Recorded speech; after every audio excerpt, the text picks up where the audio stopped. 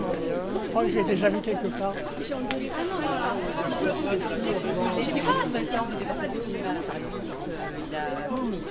Bonsoir à toutes et à tous, merci d'être une fois de plus, une fois et parfaitement coutume, ce soir au Montant-l'Air. Montant-l'Air que évidemment on remercie une fois de plus de cet accueil toujours généreux et voilà, et de tolérer la présence de cette foule dans les voilà. Donc mon nom est Laurent de Sutter, je suis l'éditeur de cette chose, donc je suis très heureux qu'avec Pacôme nous puissions continuer ce travail qui a été entamé déjà depuis près d'une dizaine d'années, plus d'une dizaine d'années même, avec La main gauche de David Lynch. C'est le 5e livre qu'on fait ensemble. Alors, si on rajoute les éditions de poche, etc., ça commence à faire une bibliothèque. Si vous êtes ici, évidemment, vous le savez, vous savez le plaisir qu'il y a à fréquenter les idées, la faconde, la prose, la générosité, mais aussi la radicalité d'une certaine manière de Pacôme. Et je suis très heureux de cette confiance que tu continues à me faire comme ça d'année en année, notamment pour ce cycle de livres qui est un cycle qui n'en est pas un, qui en est un quand même, qui ne s'appelle pas Révolution gnostique, mais enfin quand même, dont on imagine bien qu'il s'appelle quand même Révolution gnostique quelque part, dont ce serait, d'un certain point de vue, voilà, le 4e volume. Et donc j'avais envie de partir de ça, bien évidemment. C'est ce 4e livre, après La victoire des 100 rois, Sycomore, Sycamore et L'enquête infinie. 4e livre d'une entreprise qui est... Voilà, chaque livre se suffit à lui-même, bien évidemment, mais d'une entreprise comme ça qui creuse, qui charrie, sous un angle particulier, les impossibilités, les obscénités, mais aussi les lumières, disons, qui traversent le contemporain, traversent voilà, l'examen de tout cet univers de références, de littérature, de cinéma, de pensée qui t'est propre. Et donc j'avais envie de simplement de commencer par ça. Voilà, Le secret de la société. C'est le titre de ce livre. 4e, quelque part, étape dans cette entreprise en relation avec cette redécouverte que tu as faite il y a maintenant 7-8 ans de la pensée gnostique. C'est un livre qui parle... Voilà, tu as dit les dernières fois qu'on était ici, vous vous en rappelez peut-être, que voilà... forcément les mêmes. Il y en avait quand même une série qui était là. Il y a quand même une série, dénoncez-vous. Voilà, le premier, d'une certaine manière, La victoire des 100 rois, c'était au fond, c'était un livre sur la religion, si on peut le dire comme ça. Sycomore, Sycamore, un livre sur l'amour. L'enquête infinie, un livre qui était un livre sur l'art. Et celui-ci, dis-tu, ce serait un livre sur la politique. Raconte tout ça. C'est ça l'idée. Oui, tu te souviens très bien. Bonjour, bonsoir. Merci d'être là. Ça va être un peu chiant pour tous ceux qui n'ont pas de siège. Je suis absolument désolé. En solidarité avec vous, je vais me lever. Ça vous semblera tout de suite un peu moins fatigant. C'était un peu l'idée qui était un peu derrière Le secret de la société, c'était d'essayer de mordre sur la question, on va dire, des sujets de société et des sujets de société liés à la politique. C'était aussi l'idée de faire enfin un livre autour d'un des cinéastes que j'aime le plus, qui est Jacques Rivette. Un des cinéastes que j'aime le plus, c'est probablement un des 2 cinéastes que j'aime le plus avec David Lynch, que j'ai revu les films un nombre incalculable de fois. Et ce qui m'apparaissait toujours aussi troublant quand je voyais les films de Rivette, c'est qu'ils étaient toujours actuels, ils étaient toujours pertinents, ils me semblaient même toujours un peu plus pertinents à mesure que je les voyais, et encore un peu plus actuels à mesure que je les voyais, ce qui était un sentiment très bizarre. Je les regarde depuis que j'ai 20 ans, mais je trouve que les films de Rivette parlent encore plus d'aujourd'hui que de l'époque que j'ai vécue quand j'avais 20 ans, qui était déjà plus l'époque dont certains ont été faits. Et donc, l'idée, c'est de faire se rencontrer le cinéma de Rivette avec ces sujets qui sont toujours des sujets qui reviennent sur la table, les dossiers qui sont théorie du complot, et puis marxisme, et puis enfin bon, tout un tas de sujets qui reviennent et qui sont toujours traités de façon très journalistique, mais qui vont rencontrer une forme beaucoup plus intéressante à partir du moment où, enfin pour moi, on les voit dans la fiction de Rivette, en particulier la notion de complot auquel son cinéma a toujours été associé, même avant la sortie de son premier film, puisque c'est quelque chose qui est quand même hilarant. C'est le premier film de Rivette, Paris nous appartient. Il sort après sa première mention dans un film, parce qu'il a mis très longtemps à être fait, et c'est dans Les 400 coups. Dans Les 400 coups, je ne sais pas si vous vous en souvenez, il y a une scène où on voit les 400 coups de Truffaut, de son ami. Hein. Il y a le petit Antoine Doinel qui a fait un hôtel pour Balzac, par amour, par adoration pour Balzac. Il met une bougie, il est appelé pour dîner, ses parents parlent, etc. L'hôtel prend feu, le père va commencer à s'énerver, enfin le beau-père va commencer à s'énerver, et la mère, pour le calmer, elle dit: si on allait au cinéma, allez, on va aller au cinéma. Qu'est-ce qui passe ce soir? Paris nous appartient. Ah, si c'est un complot. Et dès la sortie, donc alors avant Paris nous appartient, il est déjà associé. Ensuite, à la sortie, ça va être terrible. Et en fait, tout le long, et à chaque fois, il va toujours se dire: mais non, mais c'est pas mon sujet, ça m'intéresse pas, etc. Mais c'est à chaque fois à ça qu'on va leur envoyer. Mais c'est pas comment dire, c'est pas un cas unique. C'était aussi le cas de Balzac. Et ce qui m'intéressait, c'était le lien qui pouvait se faire complexe entre Balzac et Rivette. Balzac est sans cesse retraversé par Rivette. Et pareil, hein, c'est comme s'il n'en voulait pas au départ. Il disait qu'il était le seul membre de la Nouvelle Vague qui n'avait pas lu Balzac. Quand il a fait Out, qui est lointainement inspiré de l'Histoire des 13, il dit qu'il n'avait pas lu l'Histoire des 13 quand il a fait Out, qu'il a commencé à le lire pendant le montage, et qu'il a commencé vraiment à lire Balzac beaucoup plus tard. Mais à chaque fois, on l'associe à Balzac. Dès le premier article sur Paris nous appartient, on l'associe à Balzac. Puis de toute façon, le titre rappelle À nous de Paris. Donc, sur ces questions-là, sur des questions liées à la politique, les questions liées, on va dire, à la manière dont on pointe du doigt certaines pratiques qui vont être des pratiques marginales, la place des marginaux, et en fait, on va dire la discrimination des marginalités ou des comportements non majoritaires. Le cinéma de Rivette est particulièrement intéressant. Et ce qu'il arrive à proposer par rapport à ça est pour moi toujours très très pertinent. Et donc je me disais, si je dois faire un seul livre, pas plus, je vous promets, je ne vais pas pouvoir fatiguer plus longtemps avec ce sujet-là, sur la politique avec les guillemets, ou la politique avec le P majuscule, ça sera à travers Rivette. Ça va être Rivette qui va me permettre d'en parler. Et donc après, le livre a commencé à se construire comme ça. Alors bien sûr, il y avait les 100 rois. Pourquoi les 100 rois sont arrivés, pour moi, enfin de nouveau, de façon, je ne sais pas si vous voyez ce que j'entends par 100 rois. Enfin bon, quoi, c'est les gnostiques. 100 rois, c'est, je vais faire un résumé très rapide pour ceux qui machin. Les gnostiques, ce sont donc les, ça je pense que vous l'avez trouvé que c'est en trop, mais bon, je vais le faire très rapidement. Et ceux qui ont voulu suivre Jésus, mais qui n'ont pas créé une nouvelle église et qui ont été définis comme on va dire les dissidents du christianisme, comme les gnostiques. Je les appelle 100 rois parce que dans les textes retrouvés à Nag Hammadi, Jésus parle d'eux en disant Abaselius Genea, vous, génération sans roi, ou vous, race sans roi, vous, les sans rois. Et ça m'intéressait, c'était l'idée de personnes qui avaient un rapport non hiérarchique, non seigneurial à la divinité. Donc, comment ils se retrouvent là-dedans?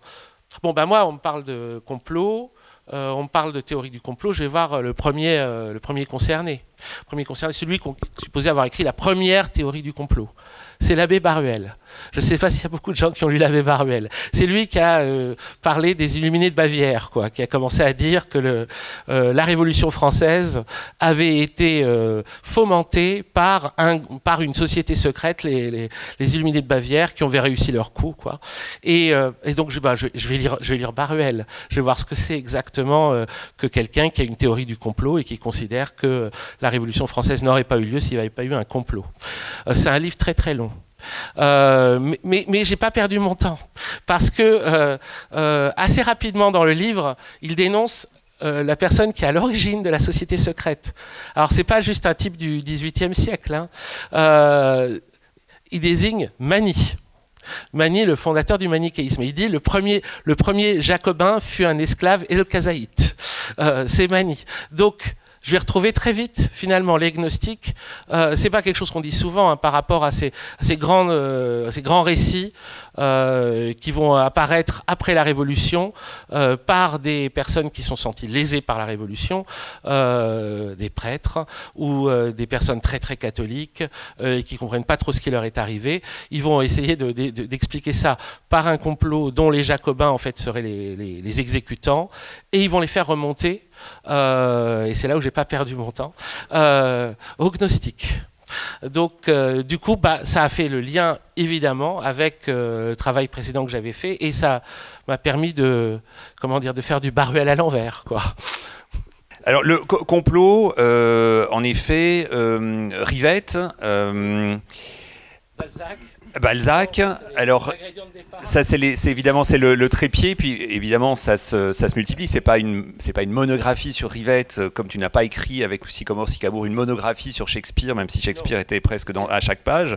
C'est une espèce de c'est une espèce de motif. Alors les personnages ici, évidemment, ils sont très très nombreux et ils vont dans toute une série de directions, et le livre est construit comme des espèces suivant un mouvement comme ça d'oscillation, de passage. De passage, j'en lis quelques-uns comme ça. Ça commence effectivement de l'abbé Baruel au chat de Chester, peut-être qu'on en dira un mot dans un instant, de Karl Marx à Simone Weil, de Jean Renoir à Antonin Artaud, du langage des oiseaux, j'ai envie de dire un usual suspect, chez toi à Jean-Jacques Rousseau, de Juliette Berthaud à Hermine Carragueuse, etc. Une espèce de mouvement de balancement. Alors, dans tous tes livres, tu circules. Ici, le mouvement, tu l'affirmes comme ça, de manière relativement forte. Est-ce qu'il y avait une idée dans la manière dont tu as voulu raconter ton histoire? On va rentrer dans les détails de l'histoire derrière. Est-ce qu'il y avait Est-ce que justement c'était quelque chose qui était important, comme, alors c'est une révélation peut-être que tu m'as faite très tôt, quand justement tu voulais parler de complot, tu me disais je vais parler de complot, mais je vais parler de complot ni pour défoncer les complotistes, ni pour voilà, c'est le complot comme quelque chose effectivement qui lui-même balance. Est-ce que ça avait un lien avec ça, ou c'était un autre mouvement qui te préoccupait? Alors, ce mouvement-là, il épouse aussi le fonctionnement de ce film de Rivette qui est au centre du livre, qui est Out. Je ne sais pas si beaucoup de gens dans la salle ont vu Out. Oui. Non, oui, un peu, ok. Alors Out, qui est Out 1, qui est un film de 13 heures de Rivette, qui est celui qui est associé à l'histoire des 13 et qui est en fait l'histoire de deux marginaux, joués par Jean-Pierre Léaud et par Juliette Berthaud, qui découvrent un peu malgré eux l'existence d'un complot dans Paris qui reproduirait le fonctionnement des 13 de Balzac. Et c'est un film incroyable avec Michael, enfin dans ce groupe-là, il y a Michael Lonsdale, il y a Françoise Fabian, il y a Jean Bouise et Bulogier, etc. Et en fait, le film lui-même fonctionne comme ça, en allant d'un personnage à l'autre. Et donc, du coup, mon livre a essayé sur plusieurs points de reproduire ce geste, quoi, mais autrement, parce que c'est un essai, c'est pas non plus une fiction. Donc, on peut pas faire que, je sais pas quoi, Colette Thomas rencontre Juliette Berthaud. Mais on peut aller d'un début de chapitre où on serait centré autour de Colette Thomas à une fin de chapitre qui serait centrée, en fait, en l'occurrence, c'est sur la Bhagavad Gita, chapitre commence avec Colette Thomas,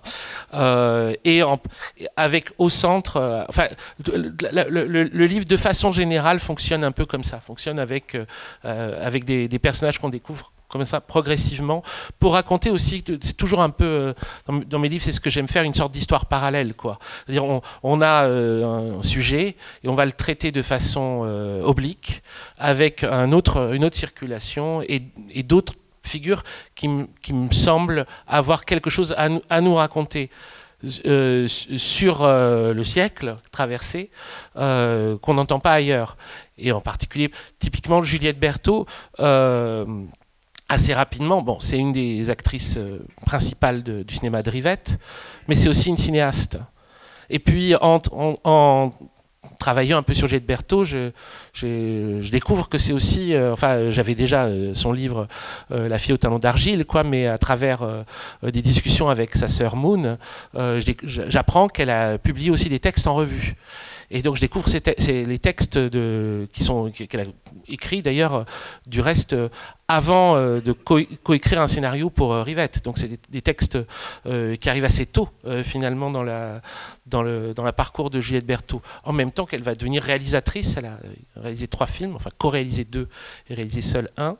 Et il y a toute une œuvre de Juliette Berthaud qui est aussi pertinente par rapport à tout un tas de sujets qui vont être les sujets qui sont traités à la fois par les films de Rivette et qui se retrouvent dans le livre, quoi, qui sont des sujets politiques.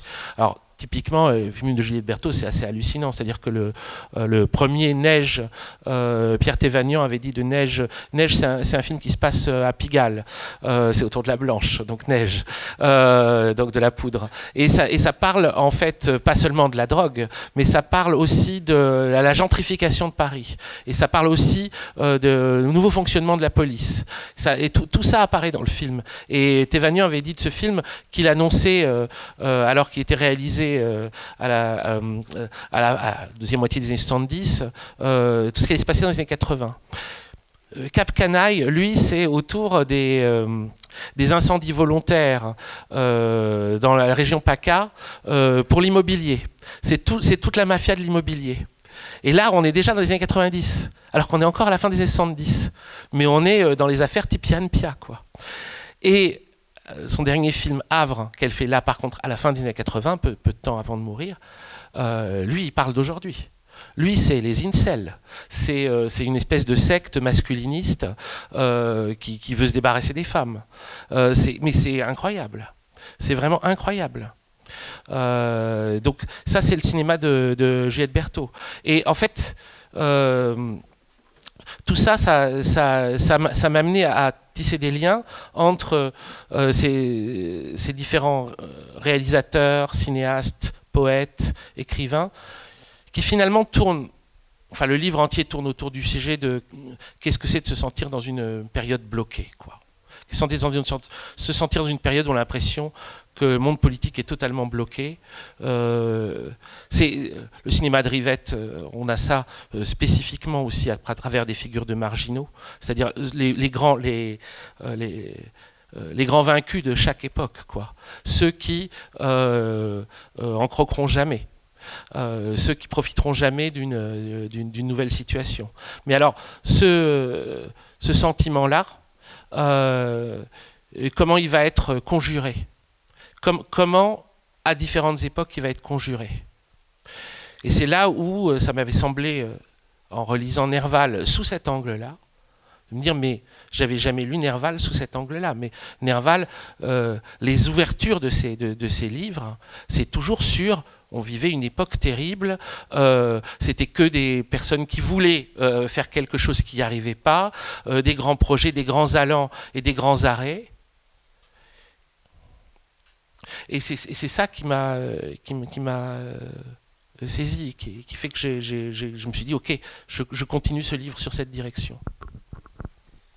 Si on prend par le début, donc effectivement, c'est pour donner un exemple, parce que du coup tu opères toute une série de déplacements en adoptant ce point de vue qui est celui de ces gens du dehors, des laissés pour compte d'un système qui est un système policier, etc. Si on repart du début, effectivement, de cette idée de complot, est-ce que tu peux raconter peut-être comment au fond, la manœuvre, si tu veux, que tu proposes par rapport à cette idée. On parle beaucoup de complot, de complotisme. Alors certains pour dire non, mais en fait, il ne faut pas trop mépriser. D'autres pour dire non, mais c'est débile, il faut retrouver le règne de la raison qui enfin nous sauve, blablabla. Est-ce que tu peux peut-être donner un exemple comme ça de la manière dont tu te débrouilles avec un machin aussi massif?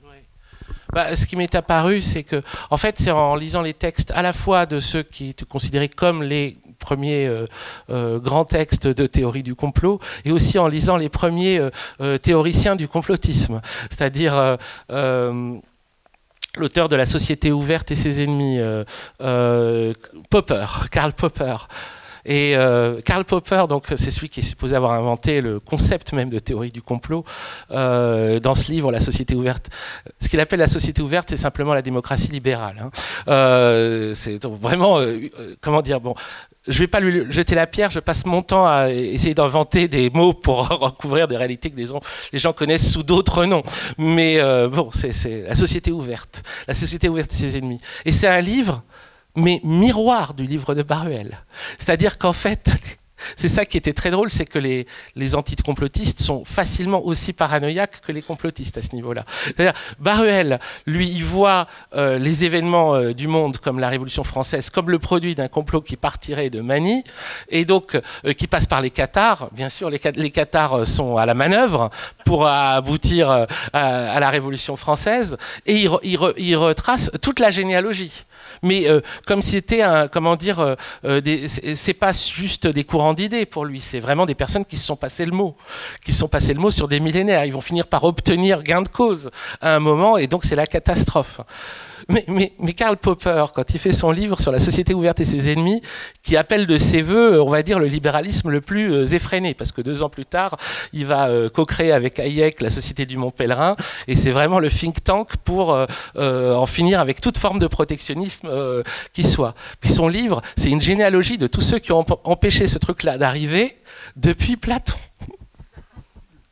Et donc ils sont présentés, mais véritablement, mais comme tous les philosophes à la suite, qui en général passent leur temps à cracher à la gueule du précédent, comme on sait. Donc Aristote est présenté comme vraiment le complice de Platon, qui aurait continué d'une façon ou d'une autre, comme ça, pour occuper un autre terrain, comme s'il y avait eu un espèce de mouvement volontaire, les uns après les autres, à chaque fois, pour favoriser des fonctionnements qui ne sont pas le fonctionnement politique qu'il appelle de ses voeux.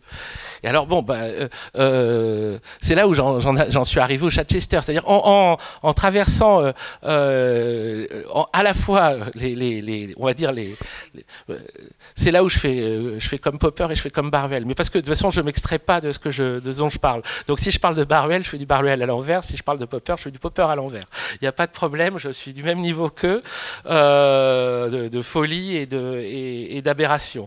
Mais donc j'ai fini par appeler les uns les terroristes du complot et les autres les théoriciens du complotisme. Et donc en fait les terroristes du complot et les théoriciens du complotisme, mais c'est Tweedledee et Tweedledum, quoi. Ça arrive à une circulation qui est quasiment égale. Et surtout, au bout d'un moment, je me rends compte qu'ils en veulent toujours à ceux que j'aime bien. C'est-à-dire que on a un des plus célèbres aujourd'hui, qui est un des plus mauvais, qui est Taguieff. Bon, tu filmes, s'il voit ça, mon vieux. Bon, il est vraiment nul, Pierre-André Taguieff. Et Pierre-André Taguieff... Alors, mais c'est vraiment parmi les livres les plus idiots que j'ai lus. Mais lui, sa généalogie on va dire des complotistes, quoi, elle passe aussi par Manille. Elle passe.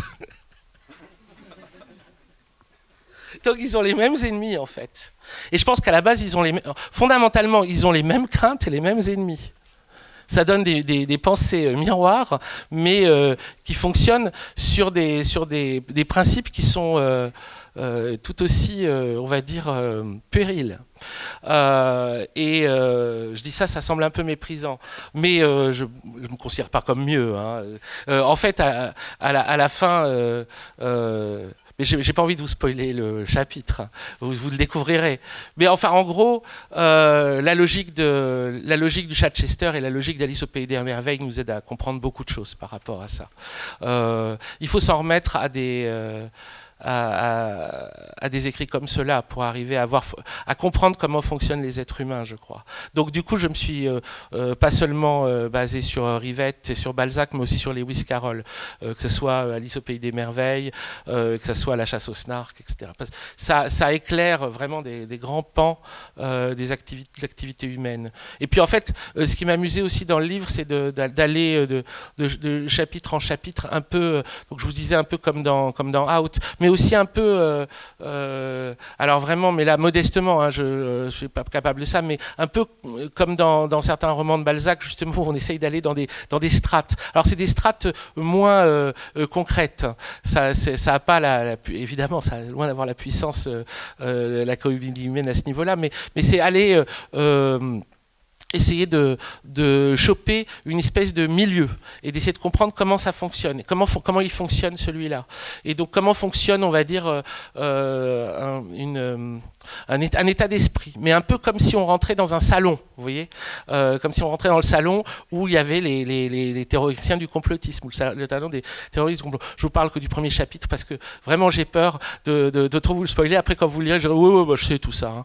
Hein. Donc je veux pas aller trop loin non plus. Le principe du livre aussi, c'est qu'il y ait le plus de surprises possible. Et donc, mais ça c'est toujours le cas pour mes livres. J'aime bien l'idée qu'on ne sache pas quand on lit le livre ce qui va se passer dans le chapitre suivant. Qu'on se dise mais c'est pas... j'ai l'impression que là on a réglé la question, qu'il est déjà en train de faire sa conclusion et essayer de faire qu'on repart autrement ailleurs. Mais c'est comme ça que je les écris aussi. C'est-à-dire que j'essaye de pas trop savoir où il va. On se dit c'est une facilité, le mec sait pas ce qu'il fait. Mais en fait c'est toujours plus difficile on a toujours trop de plans.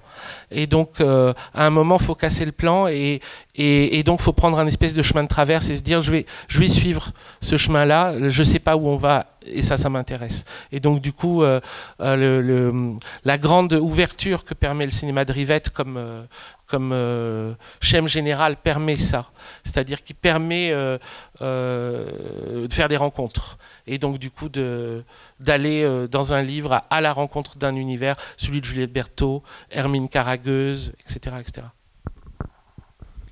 Alors évidemment il y a plein de choses, il y a énormément de choses à dire et comme tu viens de le répéter, on va essayer de pas trop spoiler, mais j'aimerais quand même que tu dises un mot de Simone Weil, parce que elle a aussi une place importante dans le livre, et qui me frappe d'autant plus que, pour toutes sortes de raisons, qui sont peut-être liées d'ailleurs à ce que tu racontes dans le livre, c'est une penseuse qui est sous-connue en francophonie. Autant par exemple en Italie, en Espagne, etc., elle est lue de manière beaucoup plus... voilà.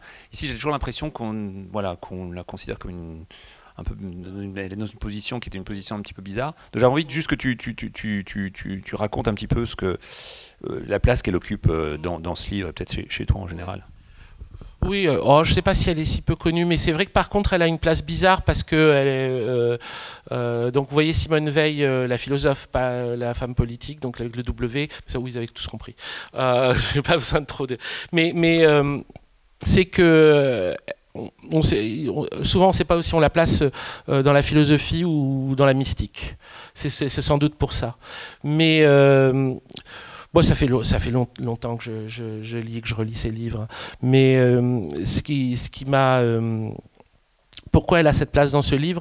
Tout d'abord, évidemment, ça c'est le fil gnostique, hein, c'est parce qu'elle a écrit cette lettre absolument merveilleuse à Déodat Rocher. Déodat Rocher, c'était le directeur de la revue d'études Cathare, et qui parle dedans à la fois des cathares, des manichéens et des gnostiques, comme finalement peut-être pour elle, surtout par rapport aux cathares, parce que c'est c'est la civilisation qui entre le XIe et le XIIe siècle, qui pour elle aurait été entièrement débarrassée de toute influence romaine. Pour elle, c'est vraiment un très très grand mot de dire ça, mais qui serait pour elle dans la continuité de la parole de Jésus, quoi. Et donc ça m'intéressait beaucoup. Mais à côté, Simone Veil, bien sûr, a écrit des textes politiques qui sont passionnants. Et il se trouve il y a cette prise de bec qu'elle a eue avec Trotsky qui était logé par ses parents, enfin par elle, hein, parce que c'était elle qui était engagée politiquement. Et donc dans la maison de ses parents, Trotsky, quand il était à Paris, il était logé là, et elle avait voulu débattre avec lui de tout un tas de points qui lui semblaient pas fonctionner, qui étaient des points très concrets, hein, vraiment très intéressants par rapport à la pensée marxiste.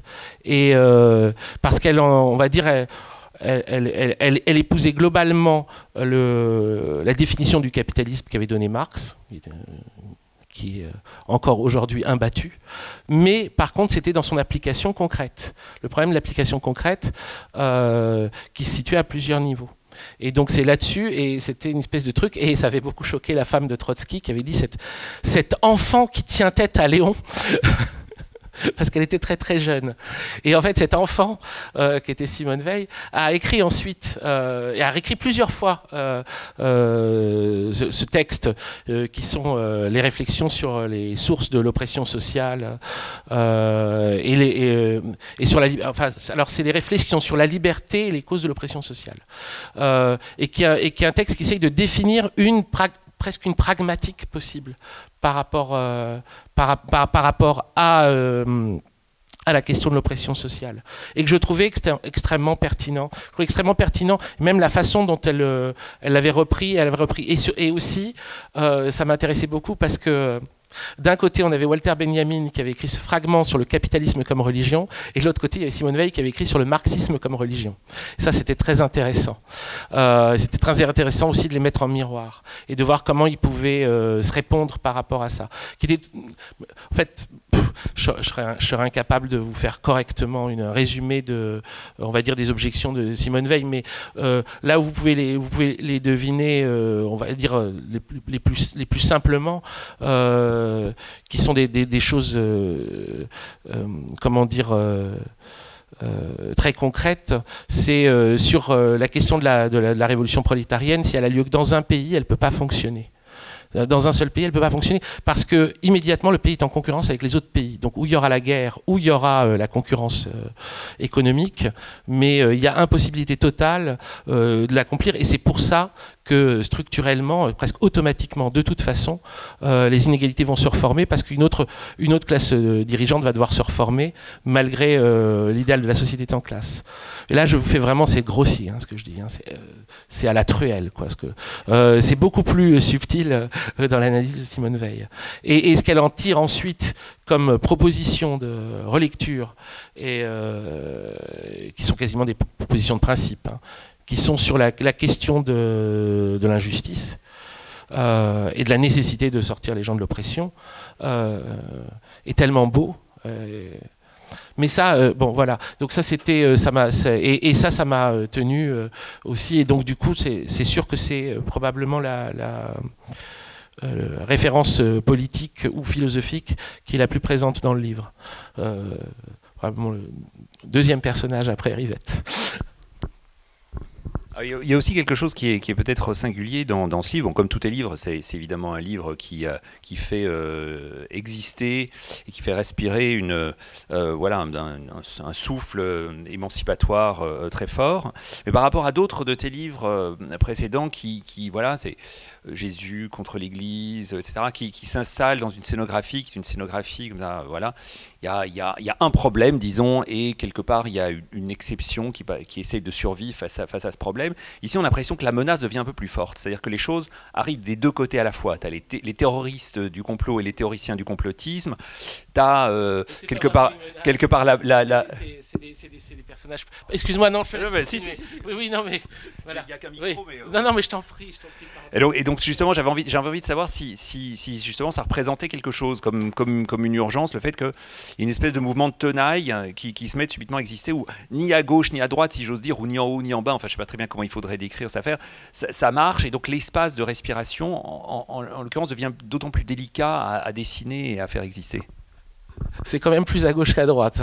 Je crois que ça serait difficile de dire le contraire. Mais je vois ce que tu veux dire dans le sens où le livre présente d'un peu partout des formes d'oppression et des formes de micro-oppression et donc joue énormément sur ces questions-là et quasiment, mais c'est quasiment sans doute que c'est aussi lié à un climat de l'époque, et c'est par rapport à l'époque que le livre qui tire parti du passé va le regarder avec ces yeux-là, et donc va chercher dans les films de Rivette, de Fassbinder aussi, parce qu'il y a aussi toute la question du terrorisme. Mais je veux pas vous spoiler le bouquin. Il y a suffisamment de temps dans le livre pour découvrir les trucs sur le terrorisme. Et aussi les citations de Delphine de Thon qui sont dedans à ce sujet. Mais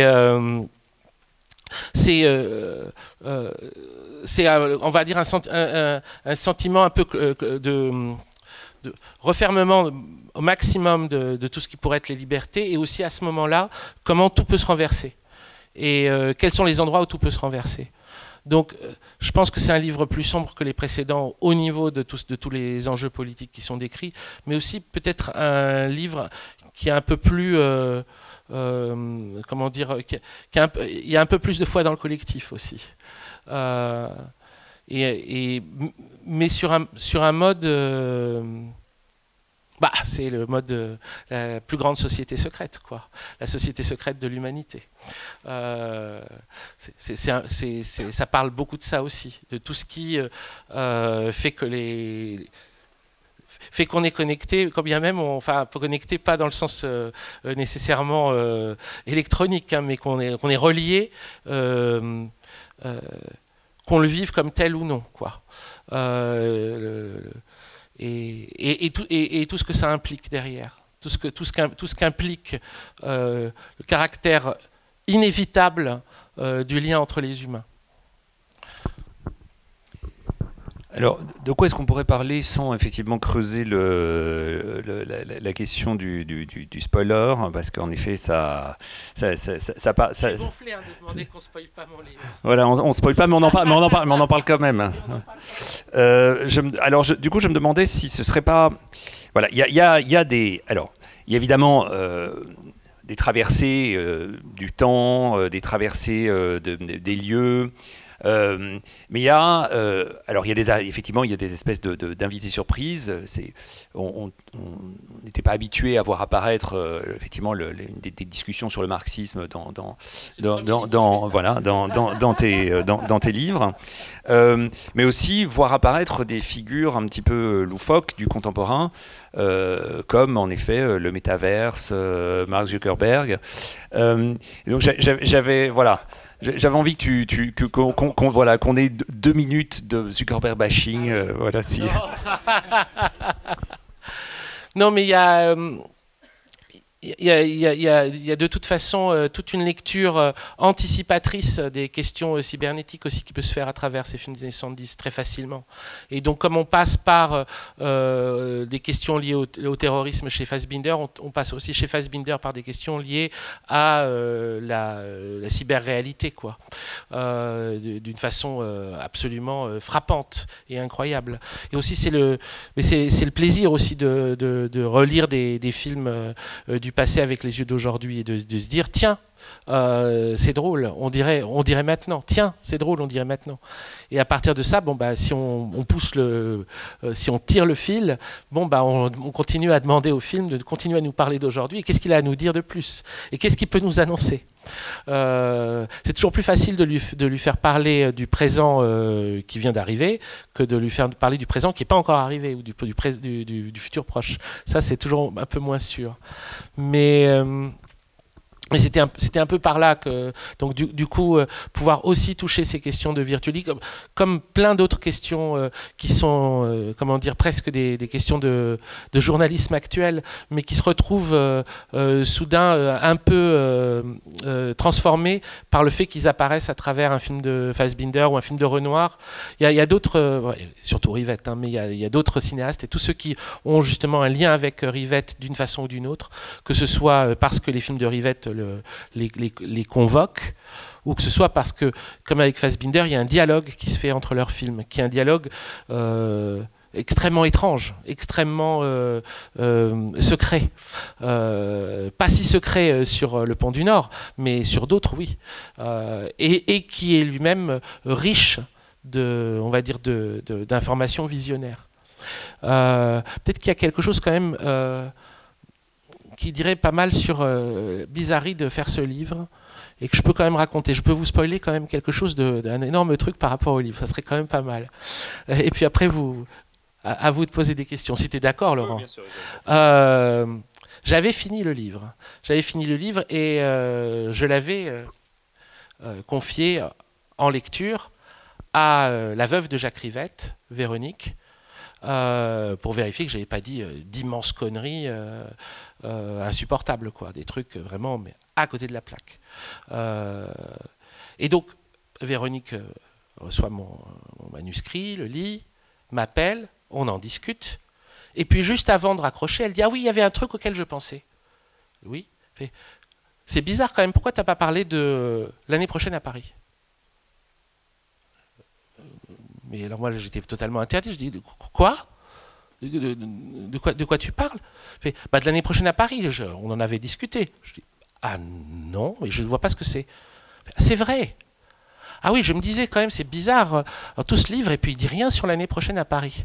Je dis, mais qu'est-ce que c'est l'année prochaine à Paris? Ben si, le film que devait faire Jacques Rivette dans les années 2000 et qu'il n'a pas pu réaliser. Quoi? Ah, il faudrait que tu lises le traitement qu'avait écrit Jacques Rivette avec Pascal Bonitzer et Christine Laurent. Je dis, ah oui, je veux bien lire le traitement. Oui, parce que vraiment, ça recoupe beaucoup des thèmes de ton livre. Hein. Ah oui. Et donc, je le reçois, je la rappelle, je suis interloqué en le lisant.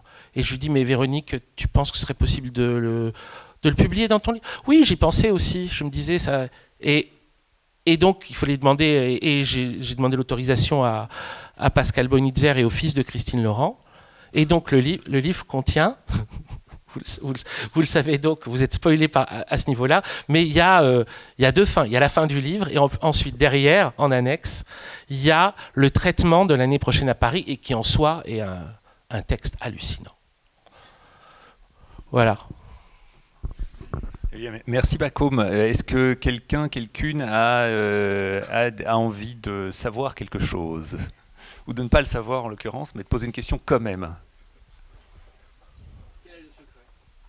Ah, quel est le secret?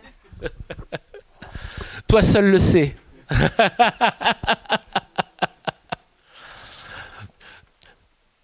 Tu le sais forcément. Bonsoir. Laurent a parlé de la continuité conceptuelle qu'il y a dans les livres de toi qu'il a édités. Et j'avais envie de revenir un petit peu vers Sycomore, Sycamour, qui est un livre dans lequel quelque chose craque. Et j'ai l'impression que ce qui a craqué aussi dans Sycomore, Sycamour, c'est que avant ça, mais tu me corrigeras si je me trompe, tes livres étaient quand même très travaillés par des figures presque exclusivement masculines, et que le féminin s'invite de plus en plus. Et là, quand on lit Le secret de la société, qu'on passe par Simone Veil pour arriver à Juliette Berthaud, Hermine Caragueuse et beaucoup d'artistes femmes, je me demande s'il n'y a pas aussi quelque chose qui a craqué dans ton travail à ce niveau-là. Et je te parle de ça à un moment où Céline et Julie font retour par la bouche de Judith Godrèche en conclusion de son discours au César, à un moment où Bertrand Bonello termine son film exactement comme la 3e saison de Twin Peaks de David Lynch par un cri féminin qui est absolument irréductible à toute interprétation univoque. Donc, est-ce que dans ton œuvre, comme dans la société, la culture contemporaine, quelque chose n'est pas en train de craquer qui laisse la place au féminin?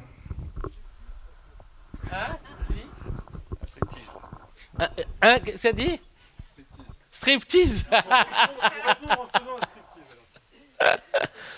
Ah, je peux faire un striptease, ça sera très lent.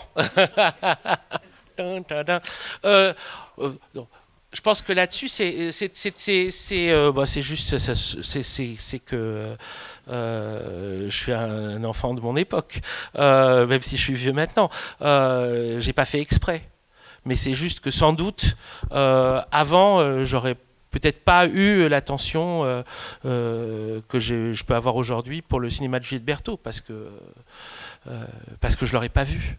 C'est possible. C'est une réjouissance de voir ça passer par cette résurgence de Céline et Julie sur le devant de la scène de cette cérémonie. Mais ce qui est incroyable, c'est... Oui, bien sûr. Mais de toute façon, Céline et Julie, c'est un film qui annonce en lui-même sa puissance de revenir. Donc c'est un film qui ne va pas cesser de revenir.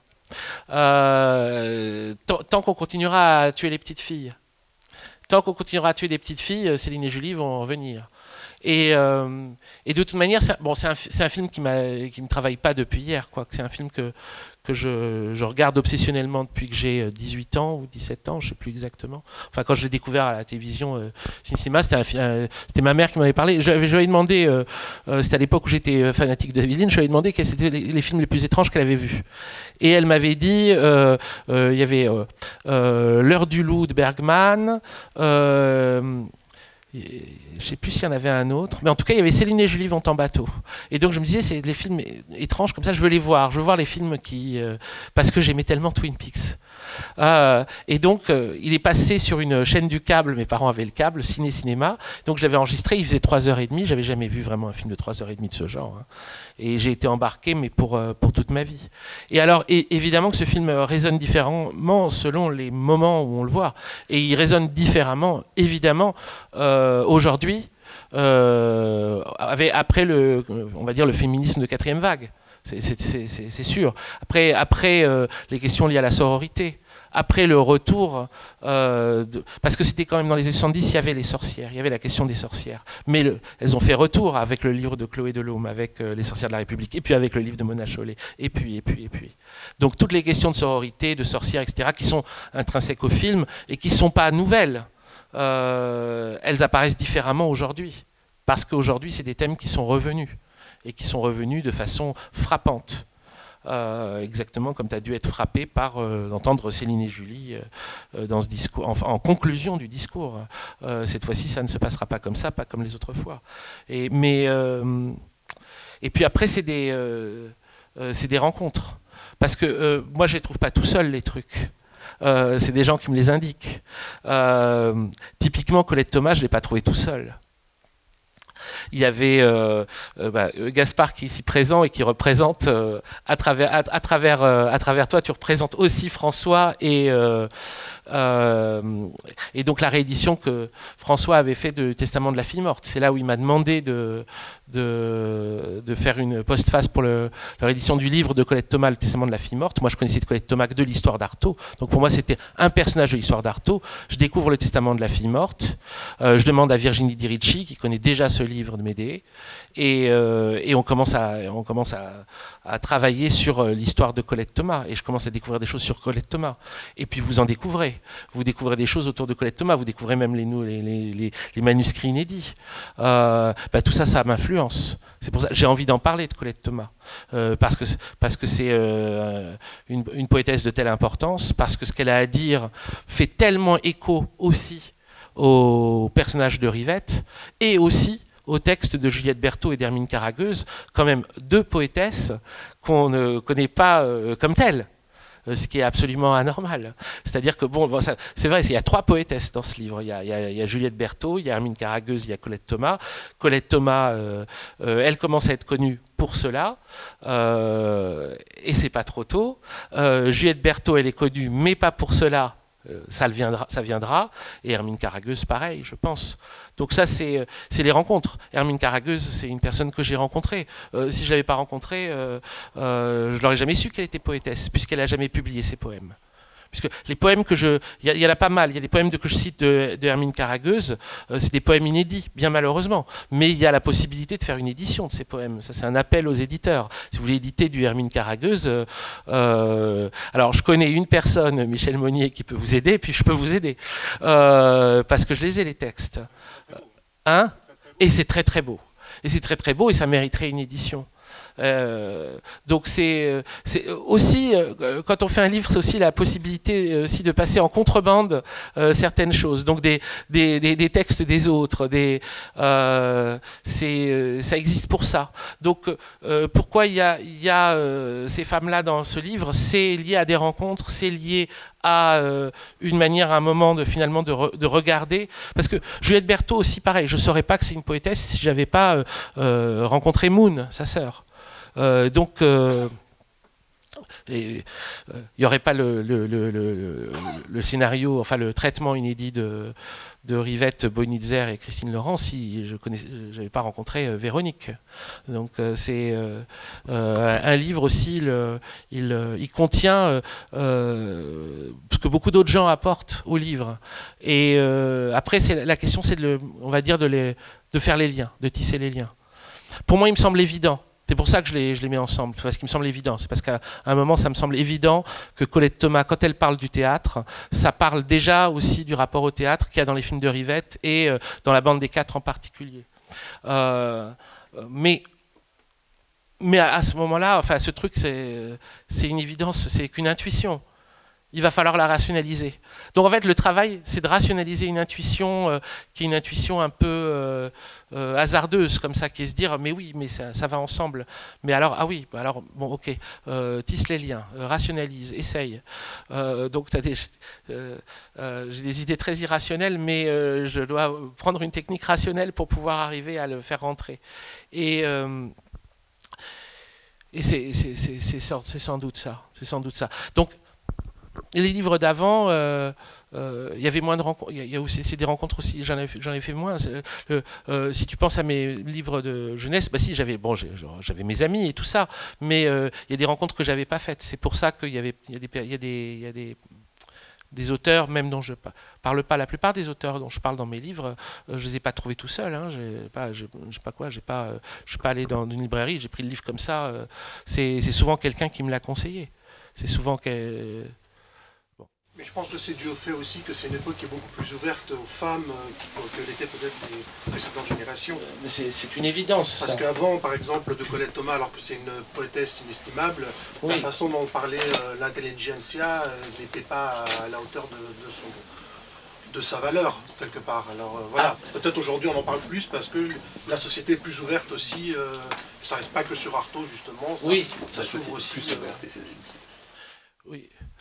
Oui, mais n'utilisons pas le terme de société ouverte, qui est associé à un triste prêtre. mais complètement. Mais évidemment, bien sûr, non, mais c'est évident. C'est évident que à ce moment-là, je bénéficie de ce que l'époque m'apporte, mais d'une évidence. Et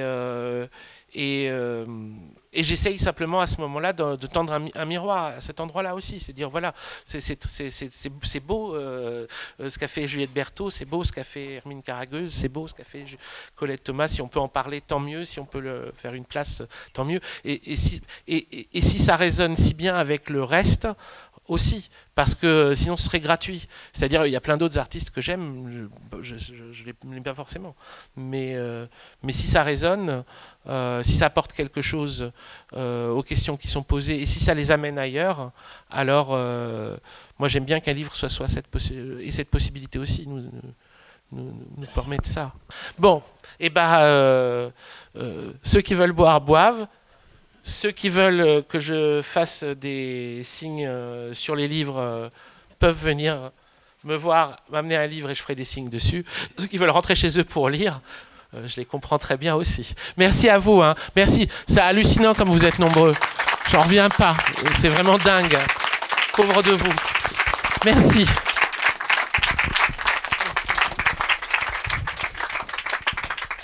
Donc vous avez entendu, Paco met dans le coin, les livres sont là, et puis ailleurs aussi j'imagine. Merci à vous deux, et très bonne soirée à tout le monde. Mais c'est des gars comme toi qui me filent la pêche, tu te rends compte? Pour Stéphane, le secret de la société, qui n'existerait certainement pas sans lui. Bah attends. Si tu ne l'avais pas produit. J'ai appris qu'il ne fallait pas les lire devant. Ah bon? Non, on m'a dit ça il n'y a pas longtemps. Et dis-moi, l'adresse elle est sur internet, hein, je la trouve sur monadou.fr. Oui, tu veux que je le remette? Oui, je te le remets.